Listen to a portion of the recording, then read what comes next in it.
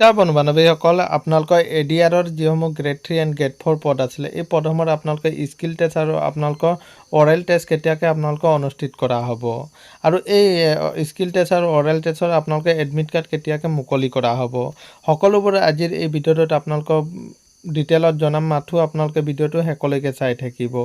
বলক ভিডিঅ'টো আৰম্ভ কৰোঁ।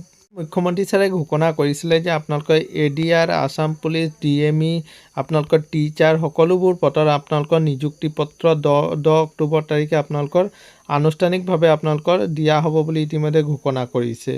আৰু আপোনালোকে এডিআৰত বাকী থকা আপোনালোকে স্কিল টেষ্ট আৰু ভাইবা টেষ্টৰ এডমিট কাৰ্ড কেতিয়াকৈ আপোনালোকৰ মুকলি কৰা হ'ব। আপোনালোকক জনাওঁ যে মে' মাহৰ শেষৰ ফালে আপোনালোকৰ স্কিল টেষ্ট আৰু ভাইবা টেষ্টৰ কাৰণে আপোনালোকে এডমিট কাৰ্ড মুকলি কৰা হ'ব এডিআৰৰ। আৰু আপোনালোকৰ স্কিল আৰু ভাইবা টেষ্ট আপোনালোকৰ জুন মাহৰ ভিতৰত আপোনালোকৰ আৰম্ভ হৈ যাব।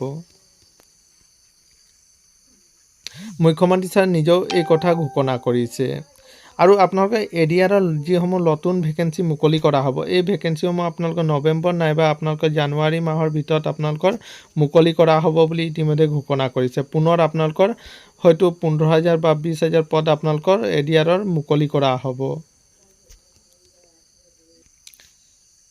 এইটো আছিলে বন্ধু বান্ধৱীসকল এটা সৰু সুৰা ইনফৰ্মেশ্যন। সদায় এইদৰে জব নটিফিকেশ্যন পাই থাকিবৰ কাৰণে চেনেলটো ছাবস্ক্ৰাইব কৰি দিব। ধন্যবাদ।